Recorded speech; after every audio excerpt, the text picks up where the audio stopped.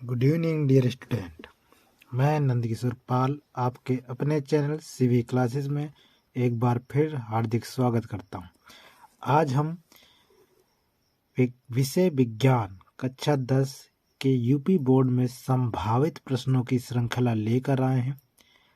इसमें से हम आपको बता देते हैं कि पहले निर्देश आपके पेपर जो आएगा उसमें एक तरफ नाम पड़ा होगा और अनुक्रमांक। तो सबसे पहला काम होगा आपको कि आपको अपना नाम फिर रोल नंबर लिखना होगा। समय होगा 3 घंटे 15 मिनट का और वे सब पूर्णांक होगा 70 नंबर का। निर्देश में लिखा होगा कि सभी प्रश्न करना अनिवार्य होता है। खंड आ में बहुविकल्पीय प्रश्न होते हैं और खंड बा में वर्णनात्मक प्रश्न यानी जिनको आपको लिखने होंगे। खंड आ के जो बहुविकल्पीय प्रश्न होंगे इनमें से 4 विकल्प दिए जाएंगे और 4 में से आपका कोई एक क्या होगा, सही होगा।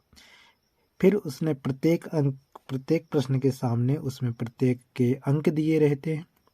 तो आइए शुरुआत करते हैं। आज के बहुत ही गजब के क्वेश्चन हैं और हम ये प्रतिदिन लेकर आने वाले हैं।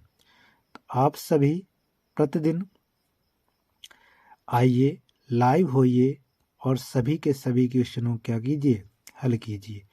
तो आज के लिए पहला प्रश्न है, जंग का रासायनिक सूत्र है। जंग का रासायनिक सूत्र है FeCO3 Fe2O3 Fe2O3 into XH2O। तो आपका यही होता है जंग का रासायनिक सूत्र F2O3 इंटू XH2O। निम्नलिखित में से असंतृप्त हाइड्रोकार्बन। तो सबसे पहली बात तो ये लिखा है इसमें असंतृप्त हाइड्रोकार्बन। तो असंतृप्त हाइड्रोकार्बन की पहचान होती है कि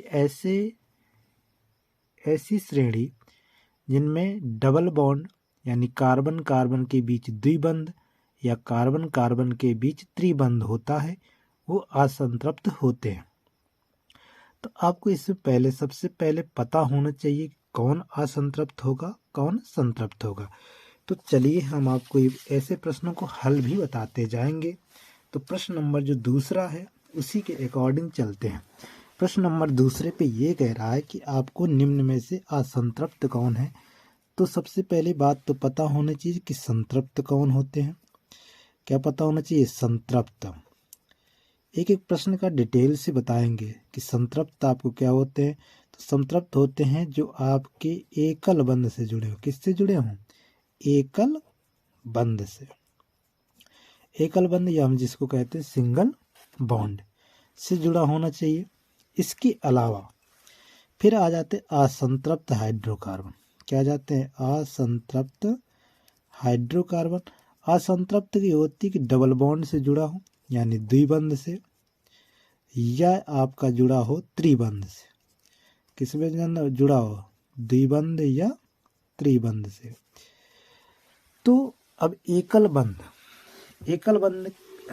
करना। एकल बंध का फार्मूला क्या होता है, यानी संतृप्त का फार्मूला क्या होता है? तो होता है CnH2n+2। क्या होता है? CnH2n+2। और द्विबंध का होता है CnH2n और त्रिबंध का होता है CnH2n-2। ये होता है। तो अब अगर इनमें से असंतृप्त है तो इसका मतलब है कि या तो CnH2n फार्मूला लगेगा या CnH2n-2 फार्मूला लगेगा। तो जो ऑप्शन दिए हैं उसी के अकॉर्डिंग चलते हैं। देखिए तो ऑप्शन आपको दिए हैं C2H4। तो पहले C2H4 है यानी इनमें कोई N की जगह कितना रखना होगा? 2। तो जैसे ही 2 रखोगे इसमें तो C2H 2 × 2 तो कितना हो जाएगा? C2H4। यानी कि ये तो हमारा पहले यही ऑप्शन सही हो गया। लेकिन फिर भी और आगे के चेक कर लें। तो आगे के चेक करने के लिए C2H6 आना चाहिए। जैसे इसमें 2 रखोगे तो क्या 6 आ रहा? नहीं आ रहा, तो ये तो गलत हो गया। CH4 इनमें रखने से नहीं आएगा, ये एल्केन होता है। ये क्या होता है? एल्केन होता है, इसलिए नहीं आएगा। और C3H8 भी नहीं आएगा। ठीक है, तो क्लियर हो गया C2H4। अब अगला प्रश्न है, कह रहे निम्न में से कौन सी धातु ठंडे जल से हाइड्रोजन गैस देती है, यानी ऐसी धातु का नाम बताइए जो आपके ठंडे जल से क्रिया करके हाइड्रोजन गैस देती है, तो वो आपकी सक्रियता श्रेणी आपको तैयार होनी चाहिए, उससे क्लियर होती है ये। तो ये इसमें कौन सा आएगा बेटा? पोटेशियम। कौन सा आएगा? पोटेशियम। जो पोटेशियम धातु है ठंडे जल से क्रिया करने के बाद आपको जल हाइड्रोजन गैस देती है। अगला है निम्न में से प्रबल अम्ल कौन से हैं? अब देखिए प्रबल अम्ल से मतलब है आपका जो आपके प्रबल अम्ल होते हैं उन्हें हम प्रबल अम्ल कैसे? तो अम्ल आपके, हम आपको बता देते हैं अम्ल की परिभाषा होती है कि वे तत्व जो जलीय विलयन में H+ आयन देते हैं। क्या देते हैं? H+ आयन देते हैं और इसके अलावा कोई दूसरा धनायन नहीं होना चाहिए, वो अम्ल कहलाते हैं। तो H+ आयन, तो H+ आयन में तो आपका देखिए जो एग्जाम्पल दिए H2S, तो इसमें भी H+ होता है, H2SO4 इसमें भी H+ होता है, CH3COOH इसमें भी H+ होता है, H2O में भी H+ होता है। जब इनको ब्रेक करेंगे तो इस H2O को H+ और OH- में ब्रेक होता है। और इसी प्रकार से जो CH3COO- और ये इस प्रकार से H2 इसको ब्रेक करते हैं तो इस प्रकार से 2HSO4 और इसमें भी H+ और S में डबल-, इस प्रकार से दोनों क्या होते हैं? ब्रेक होते हैं। तो हमारी अम्ल की परिभाषा होती है कि वे तत्व जिनमें H+ आयन हो, बताइए इसमें भी H+ आयन, इसमें भी H+, इसमें भी H+, इसमें सब में H+ आयन उपस्थित है। तो फिर कैसे क्लियर होगा कि आपका सबसे अच्छा अम्ल कौन सा है? तो सबसे अच्छा अम्ल प्रदर्शित करने के लिए हम आपको बता देते हैं कि दो ही सबसे अच्छे अम्ल माने जाते हैं आपके, एक आपका HCl यानी हाइड्रोक्लोरिक अम्ल और दूसरा H2SO4। बाकी सबके सब क्या होते हैं? दुर्बल अम्ल होते हैं। इसलिए इसमें कौन सा ऑप्शन सही हो जाएगा? Option number C H2SO4। फिर है अगला प्रश्न, एल्यूमिनियम का प्रमुख अयस्क है, तो एल्यूमिनियम का प्रमुख अयस्क होता है कोरंडम। क्या होता है? कोरंडम। और देखिए अगला प्रश्न मिल गया एल्केनो का सामान्य सूत्र, तो अभी हमने बताया था एल्केनो से मतलब है एल्केन का सामान्य सूत्र क्या होता है? तो एल्केन का सामान्य सूत्र होता है CnH2n-O+ का 2। अब उपखंड खा में आएंगे। उपखंड खा में अब यहाँ से अभी तक आपके रसायन विज्ञान के प्रश्न थे और उपखंड खा में अब आपके प्रश्न होंगे भौतिक विज्ञान के। तो चलिए पहला नंबर करते हैं। किसी विद्युत चालक का प्रतिरोध निम्न में से किस बात पर निर्भर नहीं करता? तो विद्युत चालक का प्रतिरोध आपके चालक की लंबाई पर, चालक के अनुप्रस्थ काट पर, चालक के आकार पर निर्भर करते हैं, लेकिन चालक के पदार्थ के घनत्व पर निर्भर नहीं करते हैं। तो इसका आंसर कौन सा हो जाएगा? B number. अगला प्रश्न है विद्युत शक्ति की इकाई है, तो विद्युत शक्ति को प्रदर्शित करते हैं P से, और P का मात्रक होता है वाट। शक्ति का मात्रक क्या होता है? वाट। अत्यधिक उच्च प्रतिरोध वाला पदार्थ कहलाता है, जिसमें अत्यधिक प्रतिरोध वो होता है आपका विद्युत रोधी। अगला है प्रश्न नंबर 10, विद्युत धारा उत्पन्न करने की युक्ति को कहते हैं? विद्युत धारा की उत्पन्न करने की युक्ति कहते हैं। तो जल्दी आप तुरंत से क्या हो जाते हैं, तुरंत आप जवाब दीजिए। इसका प्रश्न का बहुत अच्छा प्रश्न है। तो विद्युत धारा की उत्पन्न करने की युक्ति को हम जनित्र कहते हैं। क्या कहते हैं? जनित्र कहते हैं। अगला प्रश्न है बहुत इंपॉर्टेंट प्रश्न, ये लगभग प्रति वर्ष पूछे जाने वाले प्रश्नों में से एक है और हम आपको केवल और केवल इंपॉर्टेंट प्रश्नों की श्रृंखला ही करवा रहे हैं। मानव नेत्र के जिस भाग पर किसी वस्तु का प्रतिबिंब बनाते हैं वह होती है, तो वह होती है आपकी बेटा दृष्टिपटल। क्या होती है? दृष्टिपटल। अगला प्रश्न चलते हैं। अगला प्रश्न है आपका किसी भी लेंस की क्षमता की इकाई होती है। कोई लेंस की क्षमता को हम किस में मापते हैं? तो डायोप्टर में। किसी वस्तु का आवर्धित काल्पनिक प्रतिबिंब बन सकता है, आवर्धित भी हो और काल्पनिक भी हो प्रतिबिंब बन सकता है। तो आप बताओगे वो कौन सा दर्पण होता है? उत्तल दर्पण। कौन सा दर्पण होता है? उत्तल दर्पण।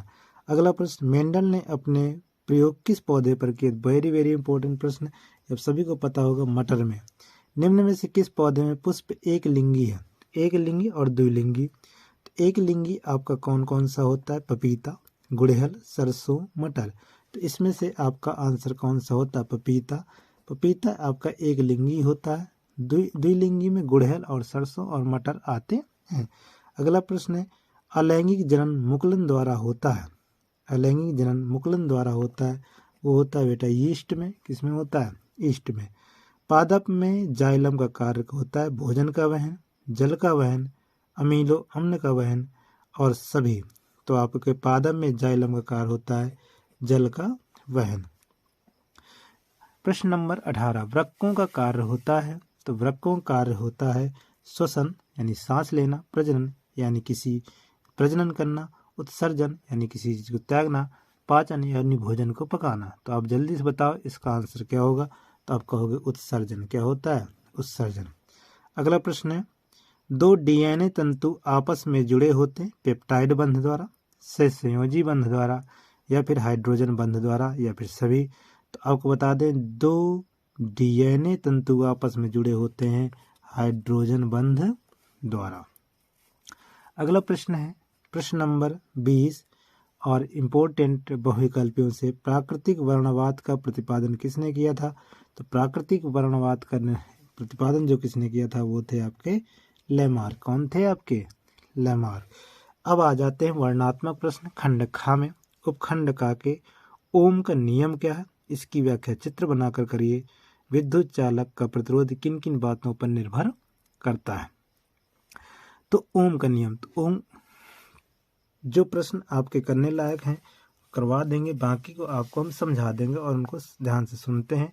और आपके फेयर वगैरह में सर जी ने कराए होंगे या आप लोग कहोगे तो हम करवा भी देंगे। तो ओम का नियम क्या है? ओम का नियम होता है कि जब किसी चालक की, ध्यान से सुनिएगा, ओम का नियम होता है जब किसी चालक की भौतिक अवस्थाएं जैसे ताप आदि में कोई परिवर्तन न हो तो चालक में लगाए गए विभवांतर और धारा का अनुपात नियत रहता है। इसे हम ओम का नियम कहते हैं। ठीक है। और चित्र बनाकर इसकी व्याख्या करनी होगी, आपको सिद्ध करना है। कह रहा विद्युत चालक का प्रतिरोध किन किन बातों पर निर्भर करता है? तो विद्युत चालक का प्रतिरोध चालक के तार पर, पदार्थ पर, उसकी मोटाई पर, उसके ताप पर निर्भर करता है। प्रश्न नंबर 2, ये हम आपको हल करके बताएंगे। जो हल करने लायक होंगे और जो लर्न करने वाले होंगे वो आपको लर्न करने होंगे। तो देखिए इसमें प्रश्न भी आ जाते हैं।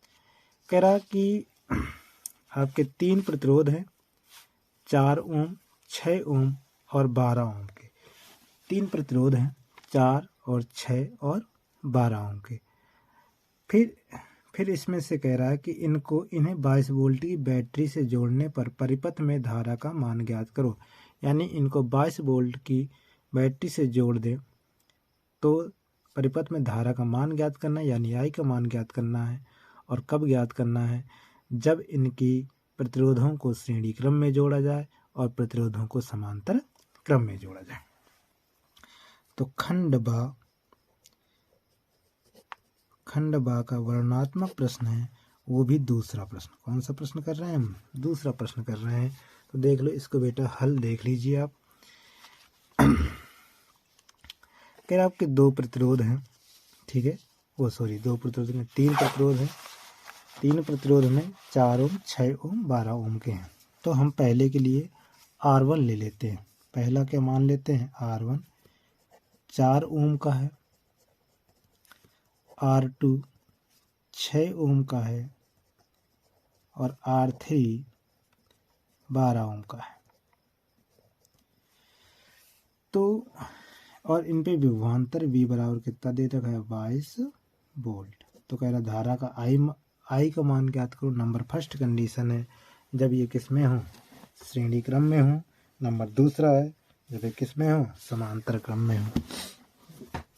तो देखिए बेटा, नंबर फर्स्ट कर रहे हैं जब ये किस में हो? श्रेणी क्रम में। तो श्रेणी क्रम में तुल्य प्रतिरोध, यानी कह सकते हो श्रेणी क्रम में तुल्य प्रतिरोध। तुल्य प्रतिरोध क्या होता है बेटा? R बराबर, चलिए इसको इधर से लिखेंगे, R बराबर R1 plus R2 plus R3। सभी क्या होते हैं? R बराबर 4 ओम प्लस 6 ओम प्लस 12 ओम, तो टोटल जोड़ोगे आपको 22 ओम यानी 22 ओम।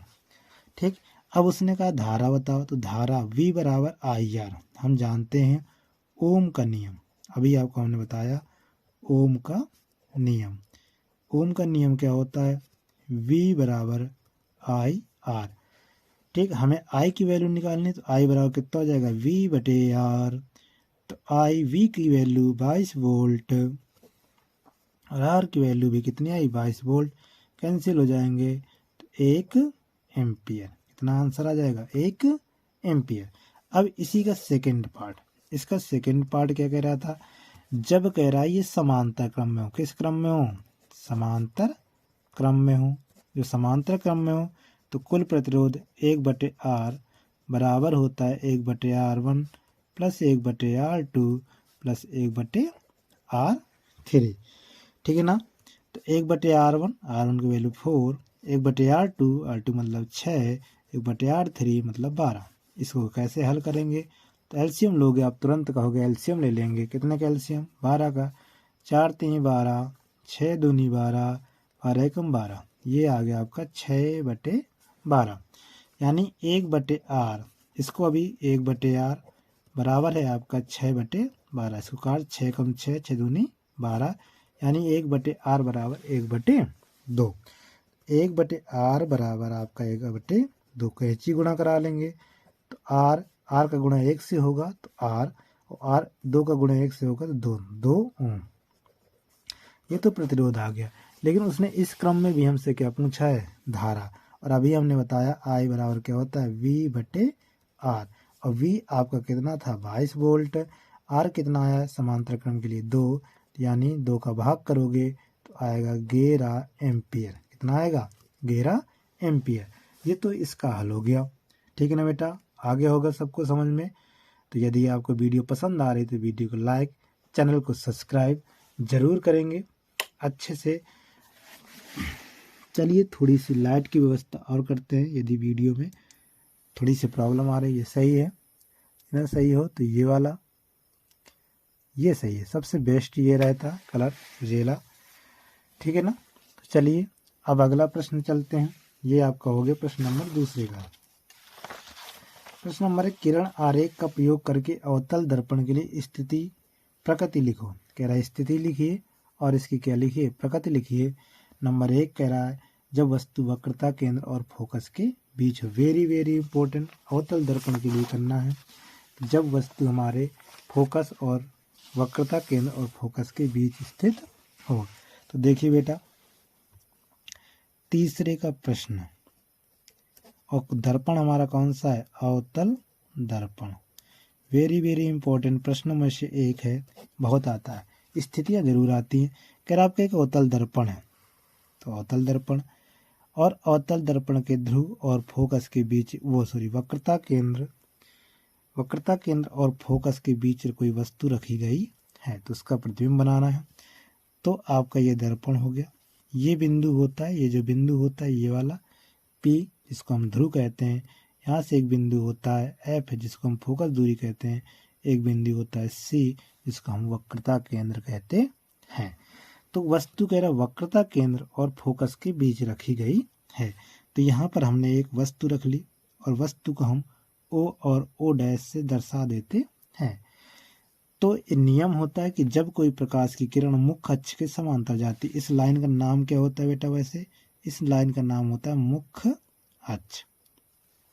जब कोई लाइन मुख्य अक्ष के समांतर जाती है, प्रकाश किरण मुख्य अक्ष के समांतर जाती है, तो दर्पण से परावर्तन के पश्चात वह फोकस से होकर के गुजरती है।